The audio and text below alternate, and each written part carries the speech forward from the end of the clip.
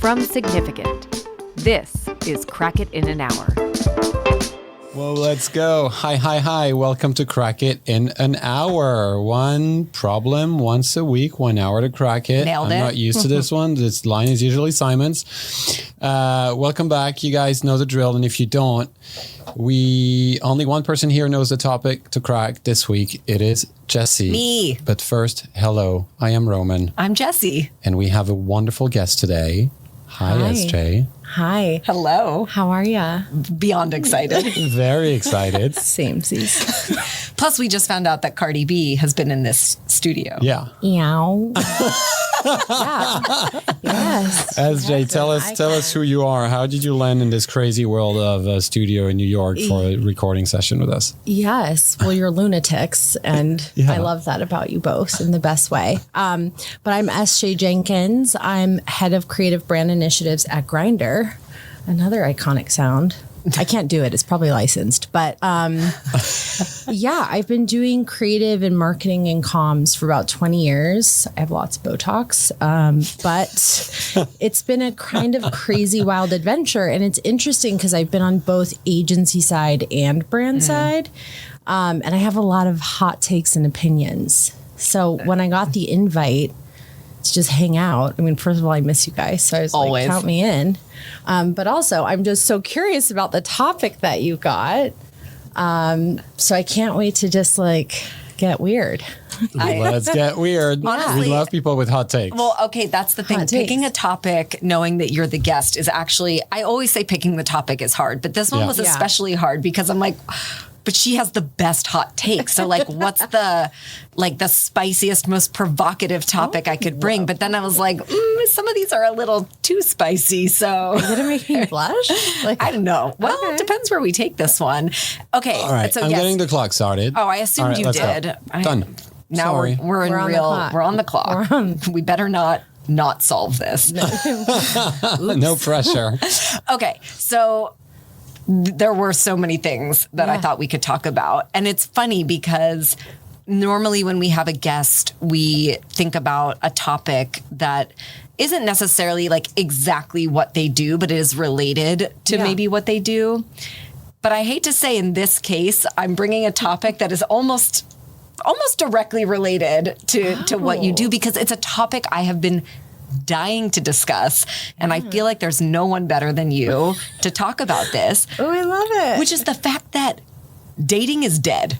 100%. Yes. Like we're talking about dating. Dating That's is cool. a hot mess. And It is. I have many things I can talk about, but I think it's interesting to look at the evolution of dating over time, what it means, but especially what it means to younger generations. Yeah. And it's not even that we need to fix dating because it's not like the most obvious problem. Yeah. But I feel like people are unhappy. And so in my personal world, when I think people are unhappy, I'm like, how do we make them happy again? 100%. So what is, how do we sort of fix people's relationship with relationships? Yeah. Is what I would say the sweet title of this To crack? to crack. SJ, are you married? I am. And I met my husband on a dating app.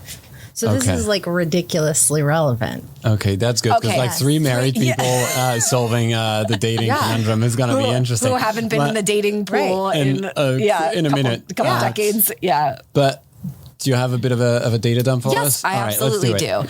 do. Okay, so I'm going to tell you a little bit about what I think is going on here. And look, there aren't hard facts necessarily in terms of dating is down X%, but we see the rise, obviously, of apps. Actually, 80% or more of Gen Z at this point is using dating apps to date. Yes. If probably more, even more than 80%. Yet so many of them talk about how much they hate the experience.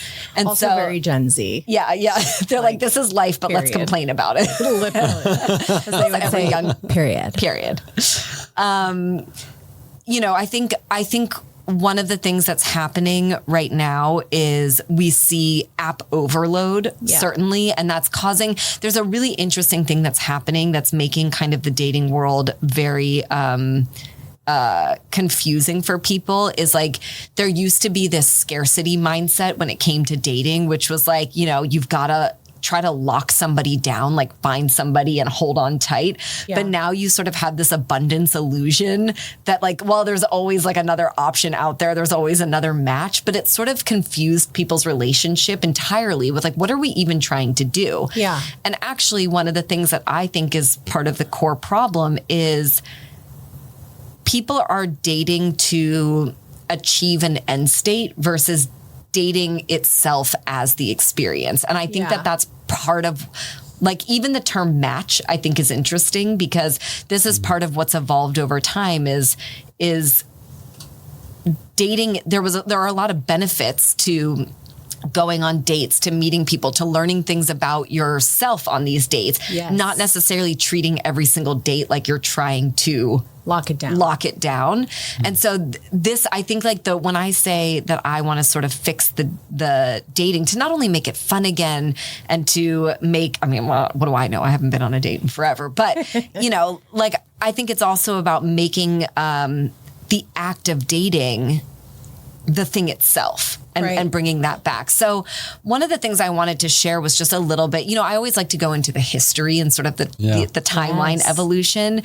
So I just wanted to share a little bit of that. Cause like I said, in this one, there's less hard facts, but, actually, no, before I get into the history, there's a couple other things I wanted to share. So the app overload for sure. Also now there are so many new, what would you even call them? Like, dating has so many different forms now. It's like casual hookups, situationships, like ghosting. Like there's so much terminology now around dating that it makes it really hard for people to understand what does dating even mean anymore. What are we trying to do? The cultural rules around dating have collapsed. Like it used to be very... for better or worse, and we can argue traditional gender roles if we want to, but for better or worse, the rules were clear. Like who pays, who texts first, what's a real date, what's not a real date. Now it's like, is a FaceTime a date? Are we splitting? You know, there's so many conversations about splitting the bill and nobody knows the rules anymore. And so because the script is broken, people have sort of lost the plot and they don't really know what dating is anymore. So it's like awkward hands. Yeah. Like, what do I do? What do I do with this? They'll just put them in my pockets. Correct. Exactly.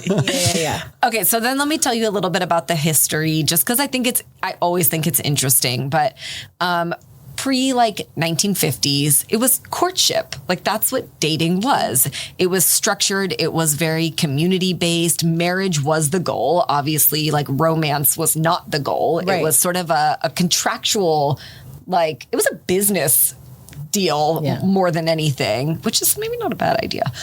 KPIs. Clear KPIs. There were clear KPIs. Timelines, KPIs. Yes. Marriage, babies. Yeah.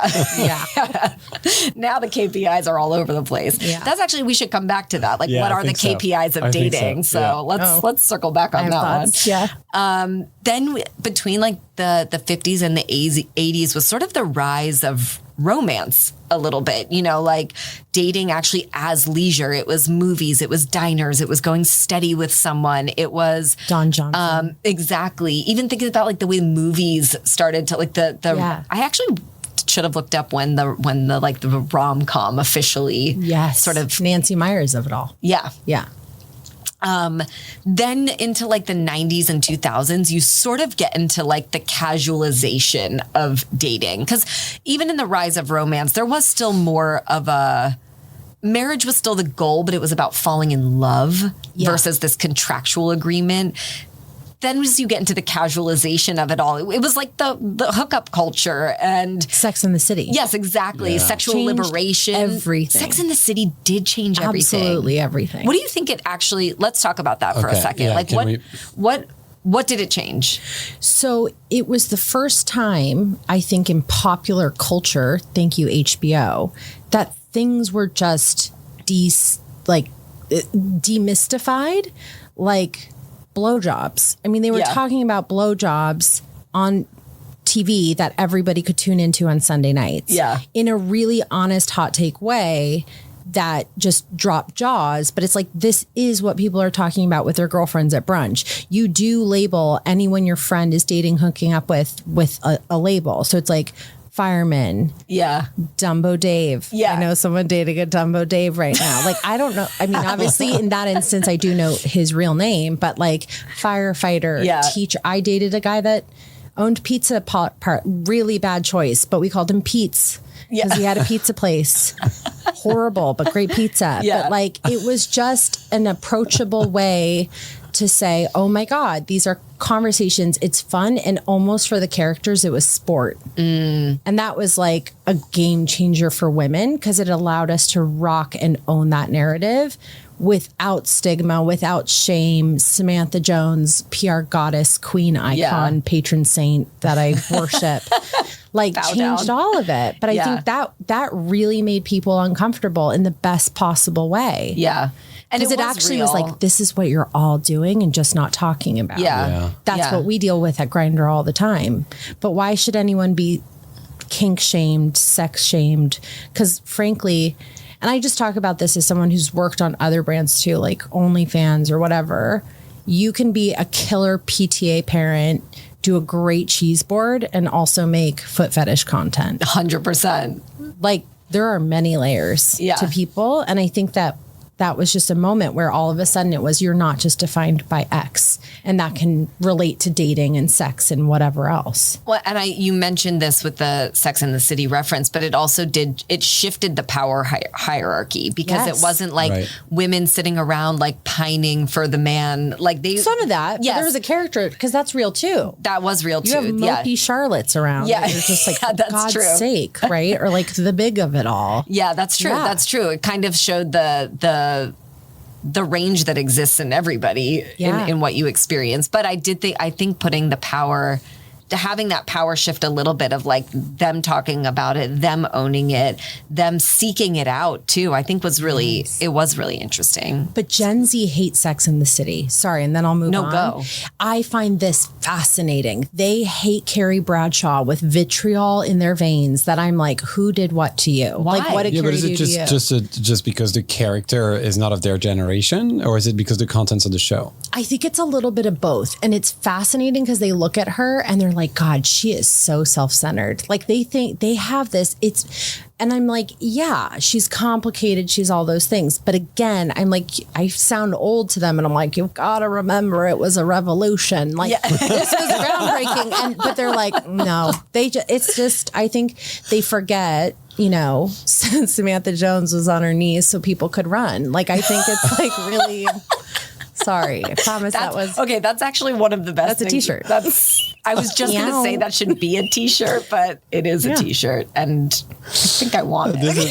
This is making it into the highlights. I'm like doing a timestamp on this one. Sorry. Roman, are you a big Sex and the City fan? I've actually never watched an episode. Oh, I'm sorry. We'll do a viewing party. After this. But okay, sorry. Did you want to keep going? No, go ahead. Whatever. No, I'm like, what is dating? I think that's the most interesting question of all. Like, how would you define it? How do you...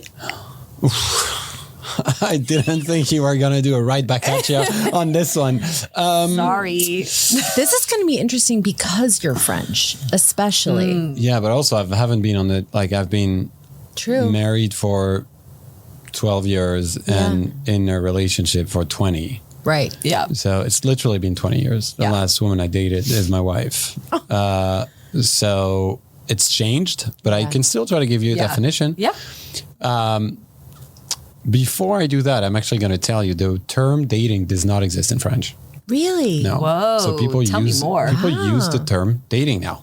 D'accord. Like, exactly, d'accord. People say they use the term date in a French sentence. Huh. Because there's no translation. So what would you call it? Before, I can't remember. I'm like, I'm like just going for dinner. I'm going to have a drink with, there's no specific term. And people now use date. Right. J'ai une date. Interesting. I'm like, wait, what? Which is really interesting. And I think the concept, it's a seperate conversation, slightly off piece, but the American approach to dating is very specific, and it's probably changed now, right? Again, put it back in like 20 years ago context, but the we're gonna have the talk about being serious is very American. And like, I don't know, growing up in France, you don't date multiple people. Like it doesn't really work that way. It's like once you start being with someone, even if it's, you know, you don't have like technically like you don't have to have that conversation because you're not dating multiple people. Yeah, exactly. Right. Yeah, pretty much. At least from what I recall. So like that's why that term is very specific. To me, the definition of it is it could be two things, right? It's a date and dating. So the concept of dating, from my understanding, is being in a state pretty open-minded of meeting different people with the purpose of either having a romantic or sexual relationship. And they could be several, there could be one. That's kind of like the way I think I would describe it. And a date is that moment in time that happens between two people or maybe more who are looking for that romantic or sexual relationship. That's the way I would describe it in my mind. Would you define it differently? No, but I do think there could be like friend date, like, you know, I think, good point. Yeah. I think it's broader connection, but I do think in the way it's most commonly used, it's like romantic or sexual. Yeah. Which I think is clear. It's clear intention. But again, people today don't want to put terms on anything, and it's very situationship of it all. Yeah. But I would agree with your definition is how I would define it. And I think that's one of the things that's interesting, because you have like almost 40% of Gen Z, or less than 40% say that they're currently dating someone. And you see all of these stats about how, like, you know, younger generations are having less sex overall. But then also, I think one of the things that's most interesting, or at least what I found in my research, and there was actually sort of an interesting article that came out recently, I'm sure you saw it, but one of the reasons that I think dating, let me say this, to me, my definition of dating, I agree with you guys, but I've also always seen it as like exploring the bounds of emotional connection. That's why I think friend date is interesting too, because you're like, it's about like this exchange of learning something about yourself, learning something about somebody else, pushing into bounds of places you don't know, of things you haven't tried, like, sure, sexually, but also just like emotionally, mentally. Like, that is, at least in my mind, the benefit of dating. And I think part of the problem is all of that has collapsed because vulnerability is like the riskiest thing in the world for people now. Yeah. And there was an article. Did you see the article? Maybe it was in The Cut. I can't remember. That said for like younger, and who knows if this is valid. I'll caveat that.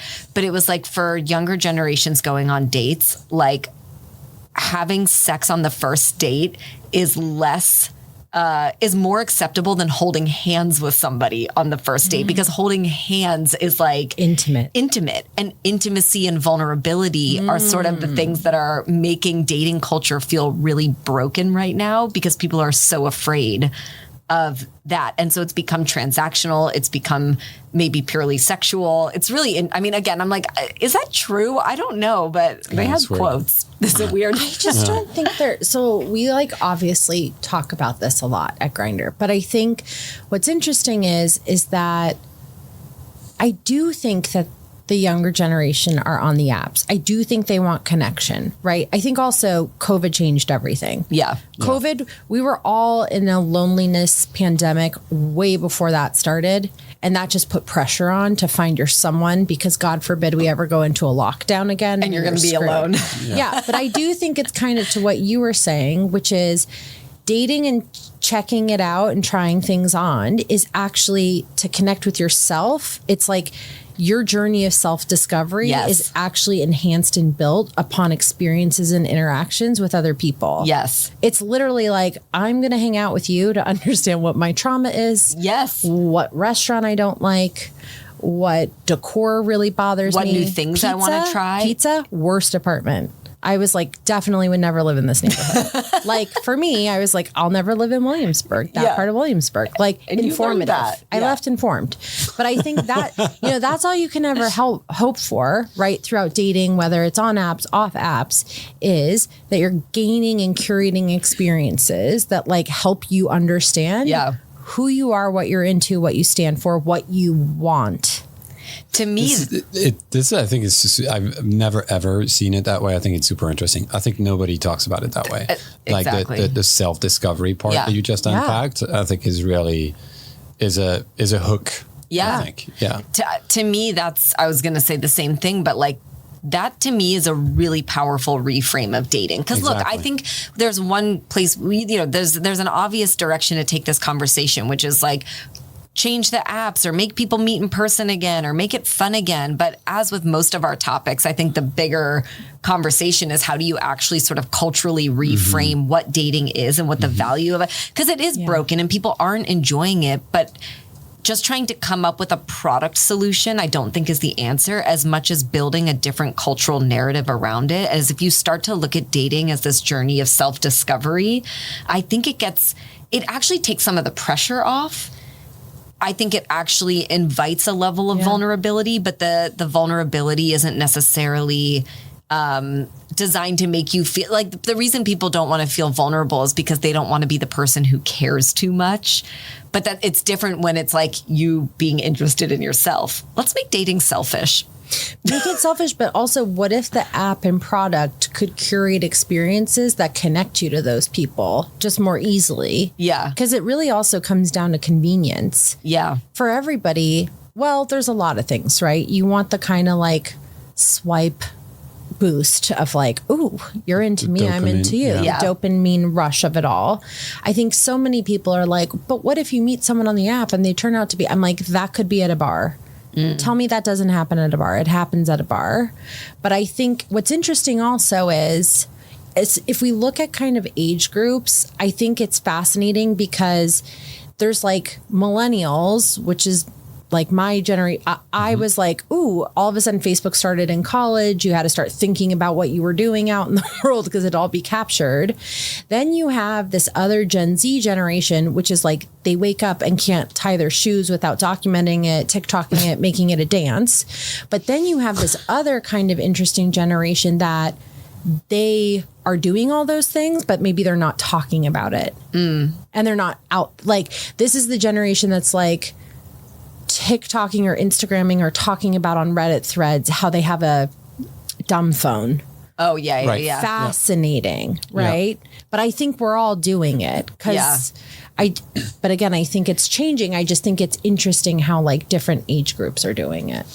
Go ahead. No, you go. Well, I wanted to, because you started talking about like there could be how the apps could actually be built to foster those kinds of connections. So like, what would that actually look like in terms of, I mean, it's interesting because I think about even, yes, sure, they're swiping based on a person, but if you were actually filtering based on things you wanted to learn or do or experience or see, that becomes an interesting, like I could see, like, would you rather go here or go here? Would you rather go on this kind of date or this kind of date? Do you want to learn? Do you want to try this food or that food? And like, it sort of filters you into people. I don't know if that's the only answer, but I don't know if you had anything else in mind in terms of like the apps actually fostering that kind of learning. We do it, right? Like we can help you get connected to a hookup or a husband or a book club or travel recos but I think what's interesting and fascinating is it's on the apps to distinctly know their audience. Yeah. And they have to say like, I'm making this as an example, but like if Bumble were to do something, like their probably curation would be highly different than a Grindr. Yeah. And I think that's great. I think there should be something for everybody. Like when I was dating Perry, it was like, you really knew. OkCupid was like, if you wanted a relationship, but you weren't religious, because that was eHarmony. Yeah. And if you just wanted to get down, that was Tinder. Yeah. But there's a lot of options right now. And I think, but like dated, like whatever it is should be fun. Yeah. And it actually, if you think about it, it's an in-app experience that ultimately leads to IRL, quite literal connection. Yeah. Hopefully. Yeah. Or you're just on the app forever. Did you see Could do that? that Did you too. see the? I think it was New York Times. I can't remember. There's someone trying to launch a sit at the bar October. Yeah, or sit at the bar September. Oh my God. Or Jackie Cooperman or whatever. She's a real estate agent. Yeah. She's like, ladies, set up at the bar, like the Carlisle. Or well, something. so I don't know about the car. I didn't read it that way. So just leave me in my optimistic fantasy of that idea, because I think it's a very. You said no one ever. I think it's a very, very good idea. Yeah. And I actually think when you start reframing dating through the lens of self-discovery, it's something that an app business should be doing. Because it's not, it's just about your user, your consumer, your audience, your data, or whatever it's called, not necessarily just about the swipe. And I understand the business model and where it's coming from. Yeah. But inherently, if your goal is for people to go in self-discovery, it could be like the Small Business Saturday of Bumble is like sit at the bar October. Yeah. I think that could be really interesting to reframe also in people's heads what that app is about. That is more than just like the transactional meetup. Yeah. Yeah, because I think it's like apps were obviously they were so interesting and it opened up so many opportunities for people in terms of meeting somebody and date and all the good sides of the app.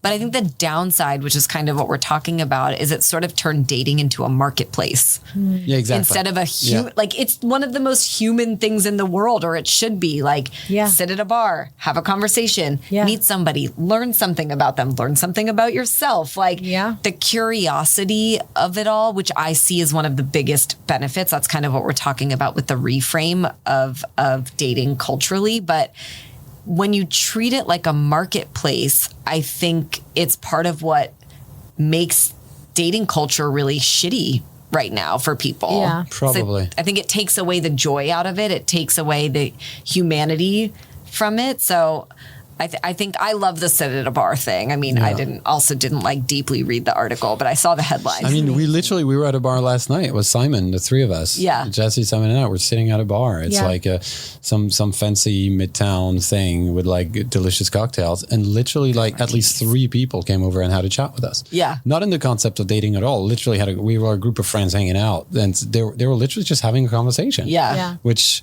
That never happens in LA, by the way. No, which Just saying. which doesn't, you can't beat that. No. You can't beat the random encounter conversation, getting to know someone in real life. Yeah. I think to sit at the bar. Anyway, I think it's a good idea. But I think it's like a romantic idea, right? Yes. And it was interesting because I was seeing something on Instagram today about how even if you look at trends in home decor right now, my personal aesthetic's always been old man, like dark color. I just like dark color. I like handsome vibe, period, which is a preference. I know my husband's so lucky, but anyway. But it was interesting because she's like, the trends now are worn leathers and luxe, dark, handsome tapestries and this, that, and the other.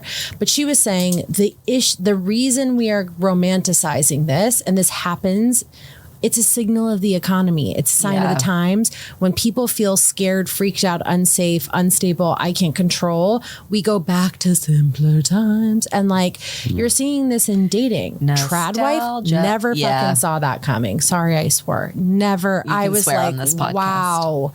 That's scary, but it is something that so many women are genuinely buying into. Sorry, to unpack that. Yeah. What is it? So the idea of a trad wife is going back to really traditional family structures and roles. So a woman is like, my husband makes the money so I can stay home and raise a family, and I can make him homemade granola because I grew the wheat and I made, I grew raisins, and it's like all this artisan, that I grew in the coop that he built, with his brawny arms after a long day of work. It's such bullshit. I'm like, okay, but you know what? Again, as much as it's a no for me, to each their own. I think it's important that everyone feels they can genuinely be their authentic selves. Yeah.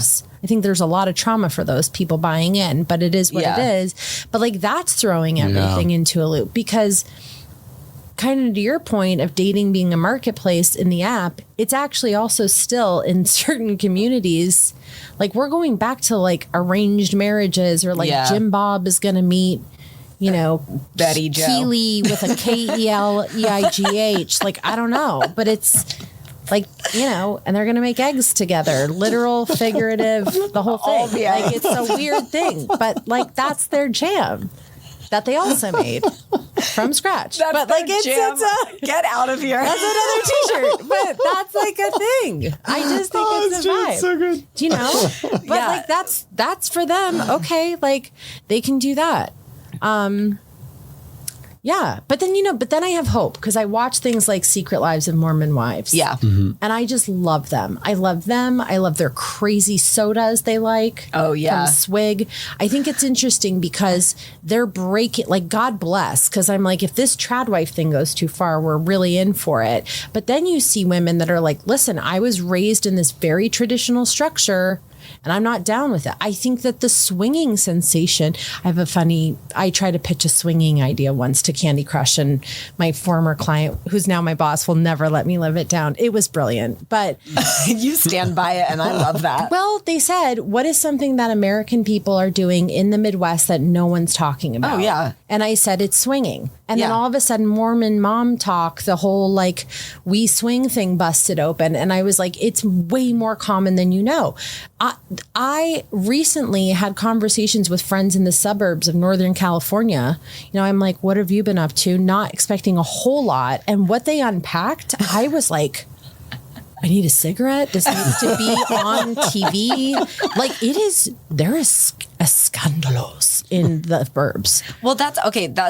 I have like 5 thoughts off of that. But sorry, it's amazing. But it actually made me think about, we sort of started this conversation being like, you know, like, well, what the hell do any of us know about dating? We haven't, you know, we're old, we're married, boring. I'm not boring, but we're all married. That's okay. No. But then as you were talking about like, you know, these behind closed doors and like people in the suburbs doing crazy shit. Yeah. You know, there's always been that saying of like, you should never stop dating your spouse. Right. But we actually don't talk about what dating culture could mean in terms of like the continuation of a relationship. And I don't even just mean dating your spouse, but also like exploring other stuff, like swinging. Like, that's not like, I'm not saying that, like everybody just exploring whatever they want to do sexually is the answer to, you know, fixing dating culture. But I actually think it's interesting to think about dating also being a concept that's only been reserved for like, it's like pre-marriage dating and then marriage is the end of it and then you're done.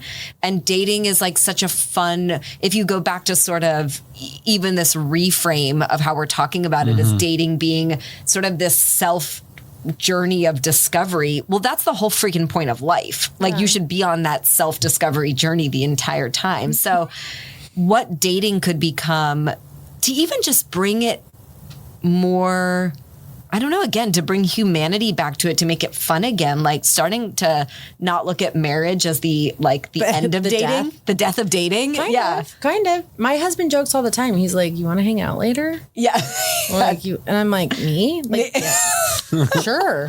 Are you asking me out? But like, literally, like it is. But it is like, why do we because how many people, the repression is where the situations happen, right? It's like people feel like I love that movie, How Stella Got Her Groove Back. Yeah. Or, you know, like choose joy, man. Like we don't know what's going to happen. Yeah. And to your point, you know, if you're just repressing this and you commit, then marriage seems like a pretty rotten deal. If it's like, well, the fun stops here. Like, you know, but it shouldn't. I think it's an interesting role for, and I know in some of the dating apps, like that is part of the whole, they're not necessarily saying like, this is not for married people, but I don't see like a lot of the dating world sort of going after that segment, which is kind of interesting. Yeah. I think it's different with gay marriage. Yeah. Which I think is fabulous because it's like much less taboo to be open. Yeah. And I think you know, there are very traditional gay marriage. This is also like a big misconception about the community, which is so interesting because I think so many people think of it as like Will and Grace. Or Right. it's either like Will and Grace or like really extreme. And I'm like, gays are just like you. Yeah. There are Old Navy gays. There are Vogue gays. It's such an interesting community, and understanding the behaviors, I think it's wonderful. Like, many of these people have been repressed their whole life. Yeah. So it's like, you know, then they do get married and maybe they just approach marriage differently. And that's great. Like, I think traditional straight people would be much better off if they kind of let loose a little bit. Yeah. Well, that repressed, so many people are repressed. Yeah. Like, and then if you start to look at dating again, I know I'm getting a little repetitive, but if it becomes that like freedom of exploration, I think that makes it fun again. It makes it like not that marketplace looking for the transaction or looking for a deal to close, but something completely different. And I wonder if that also even extends it into new KPIs, you know, Well, back to your point. I think because it does extend into, I think you said there's a famous saying about like never stop. What was it? Never stop dating your spouse. Yeah. Yeah. Well, that then works within, and not dating in a way that it's about necessarily sexual experiences. Yeah. It could just be about what the kind of experiences you live one-on-one to kind of like just keep the candle, whatever it's called. Keep the flame. Alive. But you see what I mean? There's a component of that, right? Yeah. It's like dating in the sense of discovery that goes like anything. Like how often do you go on a one-on-one dinner in a new restaurant that you haven't tried with your spouse, which you probably used to do like once a week in the first few months of your relationship. Like, you see what I mean? Like simple things. It doesn't need to be like reinvention of everything. But I do really like the idea of dating as a pathway to just trying every restaurant in your city. Yeah. I did PR when I was single. That's how I survived. It's amazing. Like going on dates. I also, just to bring it back to even the sort of more traditional concept of dating, like people who are not married, I think that curiosity is I think there's a lack of curiosity in general in culture right now. Yeah. Partially because there's so many reasons, but people are afraid to be exposed. They're afraid to be wrong. Yes. They're afraid to be put on blast. And I want to talk about that a little bit actually after this. But that, I think, to fix, as with many of the problems we bring to the table, I find as we talk about them, we're not here to crack dating. We're here to crack the curiosity problem. And if you crack the curiosity problem or lack thereof, you actually fix dating. You fix a lot of the connection problems that people have, or the loneliness. Like, you know, so part of me wonders if it's not, we can sit here all day, and as many of the articles do, they're like, you know, we've fallen out of love with dating, and apps have turned, you know, apps are the problem, or apps are not the problem, or everyone's got an opinion, but maybe it's the lack of curiosity that really is the heart of the problem. Do you think, and I think, you know, I clearly don't have the answer to that, but do you think we're less curious than society as a whole than we used to, or is it just because one way I could personally think about it is like I'm getting older and therefore more curious. Like I'm getting in like deeper into certain subjects that weren't of interest to me before. So is it generational, or is it? Do you see what I mean? Like, or is it, or is anything really changed? I think people are. I mean, I'm sure everyone's going to have a different take on this, but I think there's two things. I think people are either as curious as they were, but not seeking out those curiosities with other people. They're just like Googling stuff. Yeah, exactly. Because the information's right there. Right. So it's a curiosity that stays sort of locked just within you, yourself, and your smartphone. So. Yeah.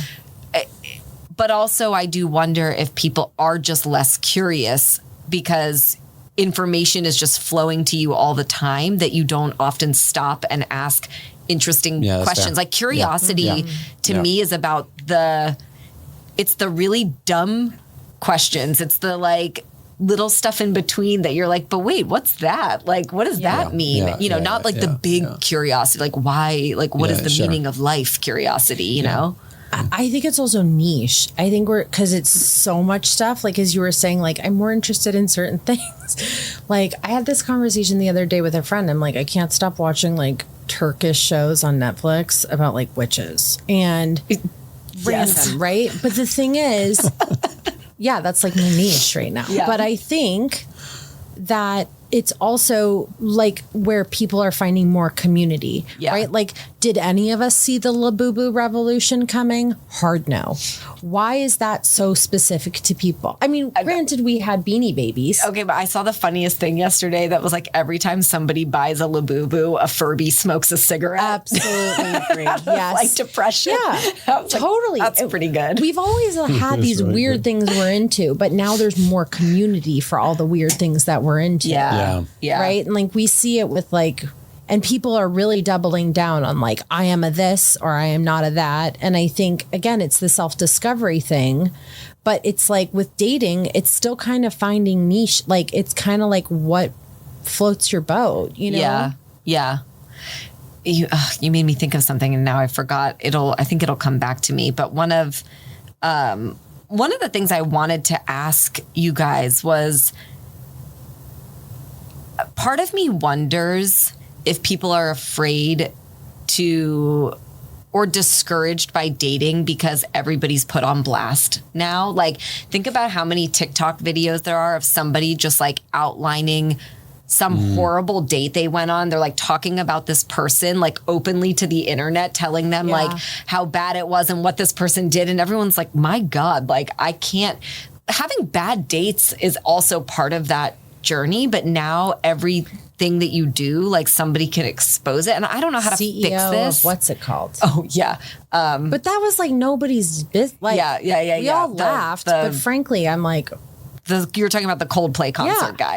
Yeah. But I had a real opinion on that because I think I had a real opinion on it, which is because people were talking and they're like, isn't that funny? Like, Grindr should do this or that. I'm like, that's really cruel because actually shaming's not our thing. Yeah. It's not a kink for us. If you know. I just was like, I think, is it bad behavior? Sure. Did it also turn out that guy had the woman was already separated from her husband, and he was there. Knew? Her husband was there with another date. Totally. Like, I just think people also, but I think you're right. I think it's total shame culture, which is gross. I think everybody out there is, one, doing the best they can. Two, we're all just like floppy baby elephants trying to figure it out. Yeah. But three, I don't think anyone should be shamed. It wasn't right. He knows. It's interesting. It's that what you're to. Saying. I saw it pop up in my feed a few times last week. Like people who have like still influencer, like bigger following, who are like, that was fucked up. Like really, you're like, this was none of our business. The guy, no bad behavior, but no one should be like shaming. And I've seen it. Like on bigger like Instagram channels and things like that. It's interesting. But also there was kids involved. Like, but it's no one's business to out anybody, frankly. Yeah. You know. But so you're saying that shaming culture contributes to the kind of the fear of dating. Yes, correct. And I think making dating, when I think about, like, I know this is a tough subject because there's not one reason that dating is broken or people say it's broken. But I think what I see is what I've read about is it's not fun anymore. And to me, that's problematic because dating, as we have said, should actually be this journey of self-discovery, and it should be fun, and it should be, if you want to do it, it should be a part of a joyful part of life. But I think part of what's broken about it, and what took me there is, it's so easy for everybody to point blame at the apps and being like, the apps are the problem. And when I was doing a little bit of my research, I'm like, but what else is the problem? And that's one of the things. And I don't know how to solve it, because how do you like, I mean, that's just the world we live in now, where people just expose everyone and everything but I've seen some videos and it's heartbreaking where like somebody makes a TikTok about like totally shaming some person they went on a date with. And then it goes viral, and then that person like responds, and they're like, that person's talking about me. And then they make a video, and they're like, you're like, this is heartbreaking to watch. Really Who wants to date if you like every move you make is going to be judged and shamed. And I don't know how to fix that, but I think it's part of what's broken in the dating culture. Yeah. So I had another question too. Yeah. Because one of the things that came up in my research, again, it's easy to point the finger and everyone's like, oh, well, the algorithm is the problem. The algorithm's always the problem, Yeah, we kind of talked about the algorithm for a minute on this podcast. Yeah. It's been a minute. So, yeah. I hear if you mention the algorithm's in your favor, So like if you just say it, just say the word algorithm, like maybe no. But it made me think about this idea of some people talk about opposites attract. And some people think, no, that's not really true. It's finding somebody who's really compatible to you. And there's obviously different schools of thought, and I think both are probably true. But it made me think about is part of the problem, like when dating was more spontaneous, you weren't predetermining whether somebody was a fit for you. Right. And I wonder if that's like part of, again, I think what could be interesting about the dating revolution is trying to get back to this idea of exposing yourself to things that are unfamiliar. And part of me wonders if dating culture today is funneling people towards what they think they want or what they think they know. And I'm not blaming the algorithm, but I wonder if if we need to do something about that. I don't know how we solve that either. But sometimes, don't you think the algorithm knows us better than we know ourselves? Great question. Like, I think tech is so advanced now that I think that I don't even know what we're going to refer to it as, but it's almost like, okay, SJ, you love this genre on Netflix, which it's not great because it's highly formulated, but I think it's also, I think there's things that it could pick up on that maybe we don't. And I think sometimes it surprises us. Like my husband, complete opposite of what I dated my entire life. I dated a famous tattoo artist before, like bad boy for life kind of vibe. It was fabulous when I was single. Met my husband. He was so nice. He's from Michigan. And I'm like, not interested. But for whatever reason, it matched us. We kept talking. And I'm like, okay, you're kind of like yin into my yang. But I would never have thought that. So you think the app helped expose you? It knew something about you you didn't know about yourself? Yeah. Yeah, maybe. Because the Netflix example is interesting because I find that humans are full of contradictions. Yes. Right? And I think I have many issues with the algorithm, but one of them is it's trying so hard to be like, okay, are you this one or this one? And I'm like, but I'm both. And then it's like, are you this one or this one? You're like, well, actually like both, but it wants to place you somewhere. And yes, like when I start to get into my like Netflix suggested shows, I'm like, you have created just a single version of me. Yeah. And also, by the way, you're missing the context that I only use Netflix to watch like comfort shows. Like rewatches. Like, so yeah, like I'm just watching Gilmore Girls over and over and over again. But it's, I don't know. Maybe it knows you better, but I also think I wonder sometimes if it's not exposing, if part of the joy of dating is being exposed to something new and something you didn't know you wanted or needed, and the algorithm doesn't really allow for that. But do you know anyone in real life that's like met like in a Nancy Meyers? I'm just asking. Like I have met no one recently that met in real life that was like, it was totally like, never would have thought. I don't know why. I mean, it also might just be because most of my friends are still on the apps. Yeah. I mean, I met my husband in the street in Germany. Oh my God. Okay, well, you're pre-apps, right? You're pre-apps, I guess. That was pre-apps. I think since the apps exploded, I have a couple examples. Okay. Yeah. At like a dinner party, at like, things like that. Yeah. Yeah. And were those people on the apps, but then... I know one of them was, yes. Yeah. One of the two I know, the other one I can't remember. But yeah, they met at a dinner party. So it's like, I think it still happens. And it requires us putting ourselves out there. I think. That's the thing. And I think people today are like, I don't have time. Yeah. Or I need convenience. Yeah. Yeah. You know? Yeah, that's fair. Yeah. I think one of the other things that I'm, I keep going back to like, why is this even a problem that I want to solve other than, the fact that I think it's interesting. You want everyone to be in love. It's in everywhere out in culture and to your point, many articles, and I think it's so many people really talking about it. Like it's broken, people are miserable. Yeah. But one of the other things that I was reading a little bit about, and we've talked about the joy and the self-discovery, but like actually the act of laughing, flirting, connecting, these are actual like physiological forms of stress relief. Yes. And I think the stress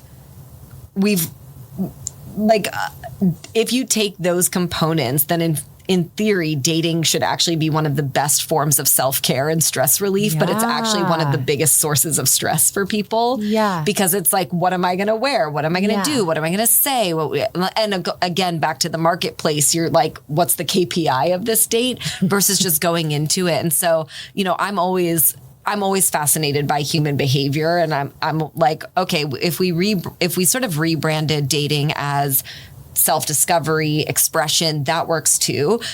And I've said this on other episodes, you rebrand it as self-care and all of a sudden everybody thinks about it differently, and it becomes, the priority of it becomes different in people's minds because it's sort of, again, it's more selfish, but you're like, hey, laughing is actually going to, prevent, like, it's going to take like 2 years off, or not 2 years off your life. It's going to add 2 years to your life. Yeah, like it's like a form of anti-aging, like laughing. Yes. And suddenly people are like, yeah, I want to laugh. I want to do that. The KPI is just having a good time.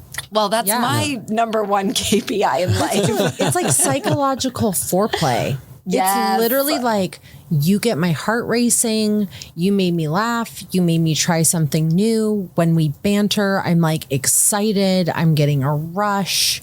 Like there's the excitement, but that's also like, I mean, we have to figure out how to help people do that and just reframe. Yeah. Yeah.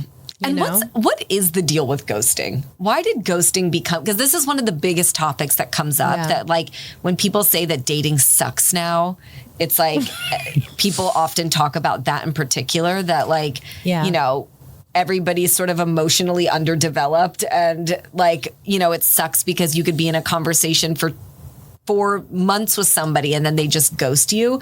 Mm-hmm. Did ghosting always happen? I actually didn't look into this, but like, what's the deal? Why? Like, what happened? I mean, it's the hardest part of a relationship. Yeah, is ending it. Is ending it. Yeah. True. And whether that Probably relationship, whether that relationship was literally just a dinner that went nowhere, or whether there was an actual relationship for like days or weeks or months or years, the hardest part is telling the other person, I don't need you in my life. I don't want to see you anymore. Yeah. So I think that's where it's coming from. But I do, which is like, just human behavior of like a mix of being selfish and the fear of hurting and like somewhere in the middle. But I don't know if it's grown or if it's just that people are now talking about it because people talk about everything and expose everything, to your earlier point. Yeah. Well, and you expect, because we have so many forms of communication and fast communication, you expect more, I think you expect more communication on that. Whereas before, like if you had to like write a letter, like a Dear John letter. Pick up the phone. I used to ghost all the time. I was like, I'm tired. I'm over it. No, thank you. Like, and it was done. Cause I'm like, I'm sorry. Like, I'm not gonna feed this anymore. I'm exhausted. I'm tapping out. But it's interesting because I have a friend who lives in Amsterdam. And it's fascinating because she's like, I will be on a date, and in the middle of it, they'll be like, I don't find you interesting and I'd like to leave. Can I go now? And she's like mortified, and she's like, are you serious? And they're like, I don't think this is it. Like, I'll pay, you pay, whatever. Like, can we be done with this? And that's so brutal. I'm obsessed though, because I'm like, you know what? Efficient. Yeah. Meeting a KPI, meeting a timeline. Efficiency. We find a solve, we pivot. But I was like, you know what? Pivot's piecing. So I just think if people, but again, it's like we got to think about what we call, as parent, big feelings, right? Yeah. Like you don't want to hurt anybody, you don't want to this, but it's really extreme, isn't it? Because it's like we are so concerned with hurting feelings, and at the same time, people are doing content that's like shaming and like being. Exactly. It's like there's no happy medium, and I think a lot of it is actually almost like teaching people how to like emotionally regulate through the experience, right? Like you can have big feelings about something, but we want you to try this, and maybe this will help you unlock something about yourself, and maybe this is how we can, in a healthy, constructive way, say, I don't want to be here anymore. Can I leave now? Like, I wonder if there's like, and I don't know that this is a good idea because I don't think that AI should get involved in all of our personal lives. But as I think about what you're saying, I'm like, okay, on all the apps, right, you're texting back and forth. And usually, I mean, in a perfect world, you're discussing with your friends, like, well, how do I say this? Or but maybe you're having an AI coach talk about ChatGPT to rewrite all my tough convos anything teacher letter to the teacher. I'm like, how do I, because you need a sounding board, and you're like, is this sounding defensive? Is this, and it's giving you information. Is that healthy? Yeah. I don't know. Yeah. Well, I don't know. It's convenient. Some people are dating AI. Okay, I was just going to bring this up, and not only dating AI. Yeah. Well, did you see the thing about how it's not just having an AI boyfriend or girlfriend or whatever, but also now people are dating celebrities, like through AI. I'm obsessed. So it's literally like the movie Her. It's literally. Yes, yeah, exactly. That's but you're amazing. like using all the voice technology. You're like, I'm now in an actual relationship with Ryan Gosling, and I just put my phone, like you can call Ryan and put it on speaker and like just feel like you're, I mean, we're headed towards like beyond psychosis, but I don't think that's how you fix dating, but no, that's how we destroy everything. Don't you miss those videos where they were like, I'm dating a car, and it was like them like hugging the car, and like I loved like My Strange Addiction. My Strange Addiction.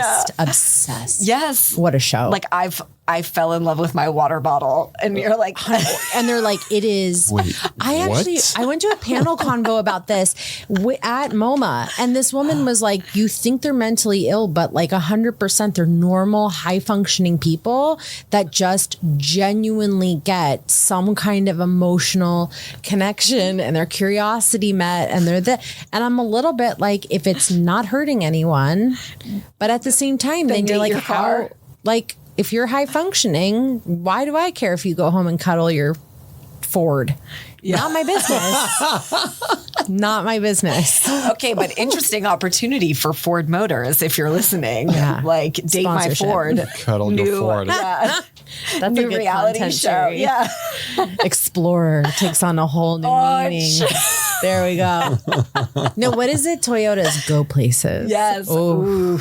Where did they go? That's good. Yeah. Yeah. That's really good. I mean, Ford literally has a car called the Explorer. Yeah. Okay, and I would also be remiss not to talk about for a minute, and I know we're probably getting close to time, but I wanted to talk a little bit about dating shows. Like Love is Blind, Iconic. you know, like what was that now on its 7th or 8th season? I don't know. But I like when that first came out, you know, the first season I think was really interesting to a lot of people, even people who didn't typically watch dating shows or reality shows, I should say, because it was sort of, they introduced like, they took a part of dating culture that was broken and tried to introduce a way to fix it. And I think it was interesting. Now, of course, like all reality shows, it's sort of it's like turned into the most extreme version of itself for the sake of television. But So cringy. do we think dating shows are good for dating culture or bad for it?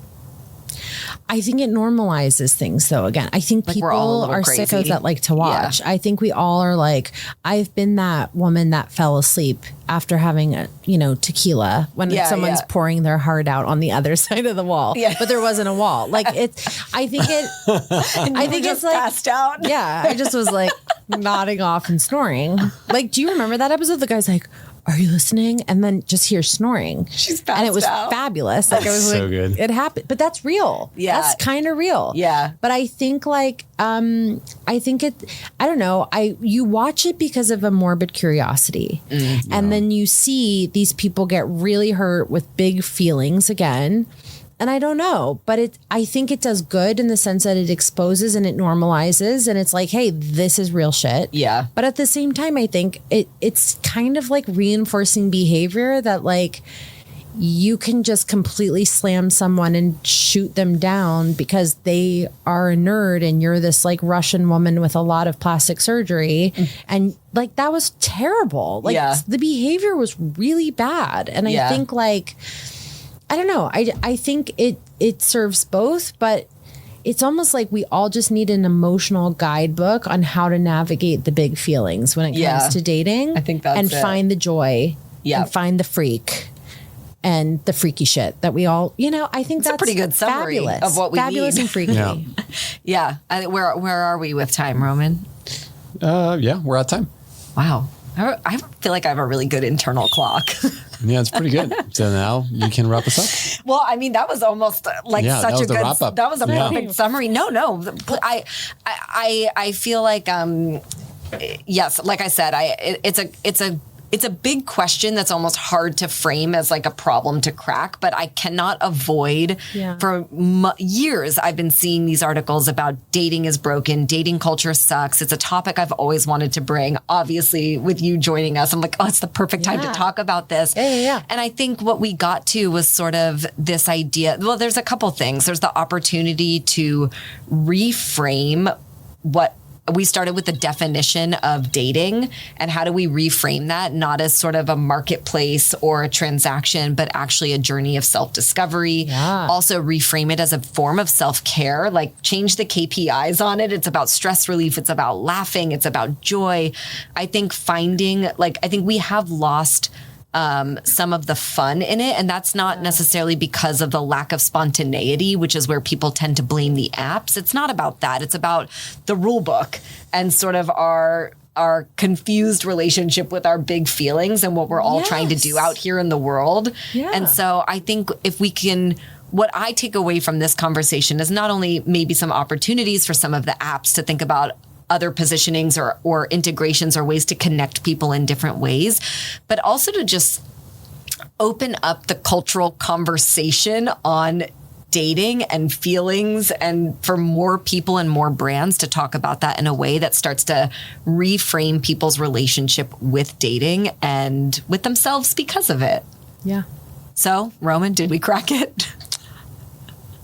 I don't even know what we were supposed to crack anymore, but I think I feel like you said exactly that the last time we were in this studio. Yeah, probably. I think the reframing you just talked about, I think is really interesting. Yeah. I think could lead many different places. Yeah. So I don't think we cracked anything, but I think if there's anything to crack in that world, there are ways to address the conversation and approach the subject that I don't think have been done before. That could be interesting, and like reframing the purpose, the role, the whatever it is for you that it does in your head. So good job, Jessie. SJ, what do you think? Do we crack it? I think it's, what's the alternative, guys? Give up. Like, Cardi B's found love a few times, like, I don't know. I just think we all need to keep trying and putting ourselves out there. Amen. Yeah. Fall in love with the process, like, Amen. Jessie? It's the journey, not the destination. Did we crack it, Jessie? I'm with SJ. Cool. I agree, right? What's the problem we're trying to crack? But I think that I think that we should push a new revolution in the conversation around dating. And that's what I think we started to unpack. And I hope that's where we go as a culture. Awesome. And this was all a test to check if my wife listens to the end, because we haven't been married for 12 years, but 13 years. So just doing a quick correction, and we'll see if she listens to the end. That was a good save. And you know me, it was all intentional. All right, gang. I love it. Thanks for listening. Bye. Bye. Thank you for listening to another episode of Crack It in an Hour. If you like the show, please don't forget to rate, review, and subscribe wherever you listen. If you have questions, thoughts, or feedback, shoot us an email at hello@crackitpodcast.com or on Instagram @crackitpodcast.